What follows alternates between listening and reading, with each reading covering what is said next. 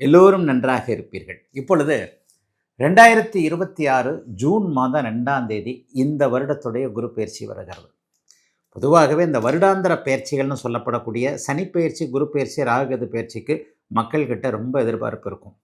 சனி பயிற்சின்றது 2.5 வருஷத்துக்கு ஒரு தடவை, ராகுகேது பயிற்சின்றது 1.5 வருஷத்துக்கு ஒரு தடவை. அதாவது சனி பயிற்சியை மாதிரி கொஞ்சம் கம்மி, 18 மாதத்துக்கு ஒரு தடவை ராகுகேது பயிற்சி. இந்த குரு பயிற்சி 12 மாதங்கள் அல்லது 13 மாதங்கள், அதாவது ஒரு வருடத்திற்கும் கொஞ்சம் ஒரு 4 நாட்கள் 10 நாட்கள் மேலாக இருக்கக்கூடிய அமைப்பு.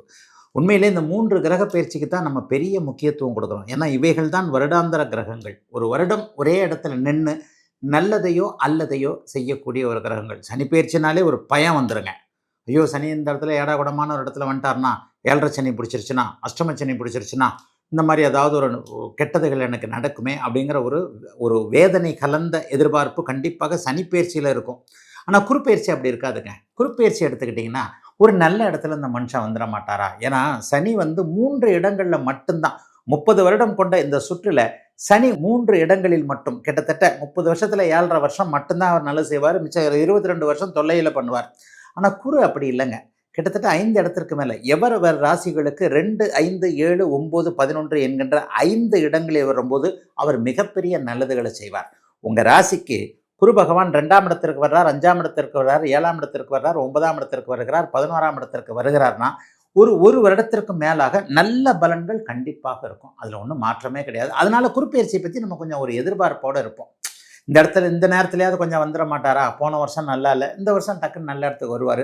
குருப்பெயர்ச்சியில் நல்ல இடத்துக்கு அவர் வந்திருந்தால் என்ன, கல்யாணம் ஆகாதவங்களுக்கு குருபலம் இருந்து கல்யாணம் ஆகும். பணம் இல்லாதவர்களுக்கு பணம் கொடுக்கக்கூடிய அமைப்பு, புத்திரபாக்கியம் கிடைக்காதவர்களுக்கு புத்திரபாக்கியம் இருக்கக்கூடிய அமைப்பு, வாழ்க்கையில் சோதனை வேதனையாகவே பார்த்திருக்கிறேன் என்கின்ற அவரவருடைய வயதிற்கேற்றாற் போல மனதில் இருக்கக்கூடிய உடலில் இருக்கக்கூடிய வேதனை சோதனைகள் எல்லாவற்றையும் அப்படியே டக்குன்னு மாற்றக்கூடிய அமைப்பு இந்த குரு பயிற்சிக்கு உண்டுங்க. அதனால தான் அந்த குரு பயிற்சி நமக்கு நல்லதை செஞ்சிடாதான்ற நிறைய பேருடைய ஏக்க அமைப்புகளில் கண்டிப்பாக இருக்கிறது. சரி, இந்த வருஷம் எப்போ குரு பயிற்சி நடக்குது?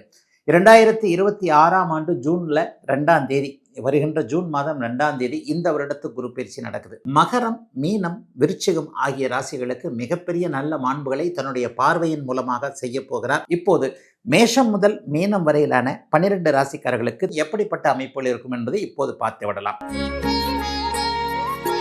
கடகம், கடகராசிக்காரர்களுக்கு இதுவரை 11ஆம் இடத்தில் இருந்து வந்த குரு பகவான் இப்போது யோகாதிபதி, உங்களுக்கு பாக்கியாதிபதியாகி அவர் லக்ன ராசியிலேயே உச்சமாக இருப்பது என்பது பருத்தி புடவையாக காய்ச்சதுன்ற மாதிரியான ஒரு பெரிய விஷயம். 4 வருஷமாகவே நீங்கள் நல்லா இல்லை. அதுவும் 2022, 23, 24 போட்டு உங்களை போட்டு புழிஞ்சு எடுத்துருச்சு. அந்தளவுக்கு அட்டமத்த சனியின் ஆதிக்கத்தினால் கடுமையான நெகட்டிவ் அமைப்புகளை கண்டிருந்த, கொஞ்சம் அல்லல் பட்டு கொண்டிருந்த, சனினாலே பயந்து போயிருந்த அத்தனை கடகராசிக்காரர்களுக்கும் ரிலீஃப் கிடைக்கக்கூடிய அருமையான நல்லவைகள் இப்போது. மதிப்பு போனது திரும்ப வரும், இழந்த கௌரவம் திரும்ப வரும். யார் யாரெல்லாம் வீண்பலி சுமத்தப்பட்டு வேலையை விட்டு போனீங்களோ அவங்களுக்கெல்லாம் பழைய மாதிரி ரெகக்னேஷன் கிடைக்கும். உங்களை விட்டால் யாரும் இல்லைன்ற மாதிரியான ஒரு பெரிய ஒரு ரவுண்டு வரக்கூடிய அமைப்புகள், ஒரு கௌரவம் தலை நிமிர்ந்து நடக்கக்கூடிய அமைப்புகள் இந்த உச்சகுரு பயிற்சினால் வருங்க. உங்கள் ராசியிலேயே குரு பகவான் உச்சமாக இருந்து 5, 7, 9ஆம் இடங்களை பார்க்க போகிறார். ராசி புனிதத்தை அடைய போகிறது. ஜன்ம குரு அப்படி இப்படின்னு சொல்லிட்டு எதையாவது ஒன்று சொல்லுவாங்க, நிச்சயமாக கிடையாதுங்க. இந்த கோட்சார ரீதியாக குரு பகவான் ராசியில் உட்கார்றது பெரிய யோகங்களை கண்டிப்பாக கொடுக்கும். சனி ராசியில் உட்கார்ந்தா ஜென்மச்சனி, அது கஷ்டத்தை கொடுக்கும். ஆனால் சுபராகிய குரு ராசியில் அமரும் போது உங்களுக்கு தைரியம், அந்தஸ்து, இழந்த கௌரவம் திரும்ப வர்றது போன்ற நல்ல பலன்களை தரும் என்பது தாங்க உண்மை. கடகராசிக்கு அவர் பாக்கியாதிபதியாகி அங்கே உட்கார்ந்திருக்கின்ற காரணத்தினால் மிகப்பெரிய நல்ல யோக பலன்களை கண்டிப்பாக செய்வார். 5ஆம் இடத்துல குருவின் பார்வை இருக்கிறது. கடகராசிக்காரர்களுக்கு குழந்தைகளின் பேரில் இதுவரைக்கும் இருந்து வந்த வருத்தங்கள்லாம் விலகக்கூடிய தன்மைகள் கண்டிப்பாக உண்டு. என்னென்ன வருத்தங்கள் விலகும்? பிள்ளைங்க இது வரைக்கும் சம்மதிக்காமல் இருந்தது, கல்யாணத்துக்கு சம்மதிக்கலை, அந்த தொழிலுக்கு இந்த தொழிலுக்கு அதுக்கு இதுக்கு, அல்லது வெளிநாட்டில் வெளிமாநிலத்தில் திரும்பி வர்றதுக்கு சம்மதிக்கலை. இந்த மாதிரியாக இதுவரைக்குமே குழந்தைகள் சம்மதிக்காமல் இருந்தவைகள் அத்தனையிலும் அவர்களுக்கான சம்மதங்கள் வரக்கூடிய அமைப்புகள் இப்போது கண்டிப்பாக இருக்குதுங்க.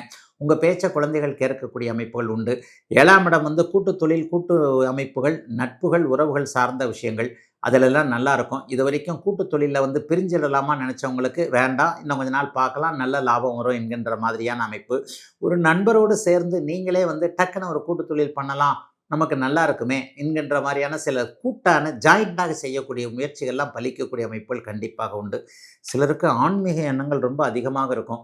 குலதெய்வ கோயிலுக்கு அதை பண்ணணும் இதை பண்ணணும், அல்லது 4 பேர் சேர்ந்து ஒரு கும்பாபிஷேகத்தை பண்ணணும், இஷ்ட தெய்வத்திற்கு இதுக்கு போகணும் அதுக்கு போகணுன்ற மாதிரியாக ஏதேனும் ஒரு சூழ்நிலையில் மிகப்பெரிய நன்மைகள் மாற்றங்கள் இருக்கக்கூடிய தன்மை, தெய்வ அனுகூலம் கிடைக்கக்கூடிய அமைப்பு, சிலருக்கு தவம் தியானம் யோகா போன்ற பயிற்சி மையங்களில் ஈடுபாடு உறுப்பினராவது போன்ற அமைப்புகள், சிலருக்கு சித்தர்கள் தரிசனம் கிடைக்கக்கூடிய அமைப்பு, பெரிய மனுஷங்களுடைய ஆசீர்வாதம், சித்தர்களுடைய தரிசனம், சிவ தரிசனம், பெருமாள் தரிசனம் போன்றவைகளை மனப்பூர்வமாக ஏற்றுக்கொள்ளக்கூடிய அமைப்பு, ஜீவ சமாதிகளுக்கு தரிசனம் போகக்கூடிய அமைப்பு, காசி கயா கங்கா போன்ற இடங்களுக்கு போகக்கூடிய அமைப்புன்னு கடகராசிக்காரர்களுக்கு மிகப்பெரிய நல்ல மாற்றங்கள் இருக்கக்கூடிய தன்மைகள் இருக்குதுங்க.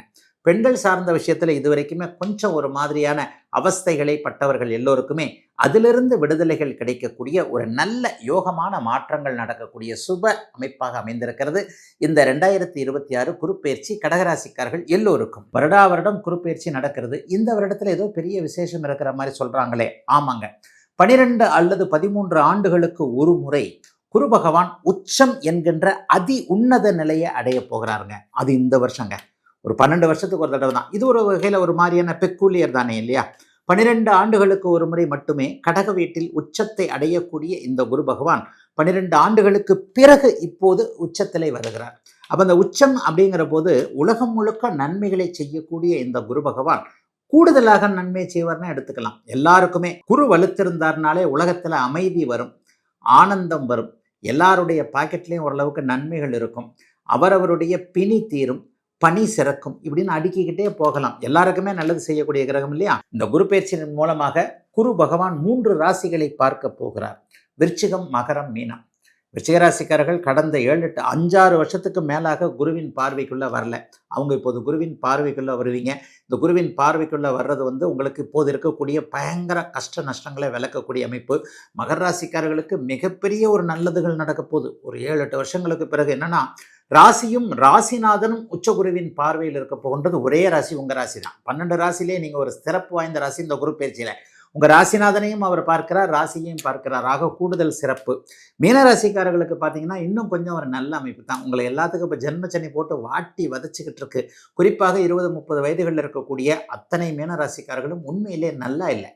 இளைய பருவத்தினர் எல்லாருக்குமே வேலை இல்லை, தொழில் இல்லை, மன அழுத்தம், பணி அழுத்தம், காதல் தோல்வி, இந்த மாதிரியான அமைப்புகளில் உங்களை சற்று பாதுகாக்கக்கூடிய அளவில் இந்த குரு பயிற்சி அமையும் என்பதால் மகரம், மீனம், விருச்சிகம் ஆகிய ராசிகளுக்கு மிகப்பெரிய நல்ல மாண்புகளை தன்னுடைய பார்வையின் மூலமாக செய்ய போகிறார். இதில் இன்னும் ஒன்று என்ன தெரியுங்களா?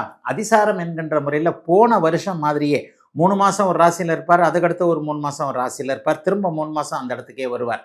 ஜூன் மாதம் 2ஆம் தேதி கடக வீட்டில் உச்சகுருவாக அமையக்கூடிய இவர் 3 மாதங்கள் கழித்து கிட்டத்தட்ட செப்டம்பர் மாத வாக்கில் அப்படியே அதிசார முறையில் சிம்ம வீட்டிற்கு அடுத்த வீட்டுக்கு போயிடுவார்.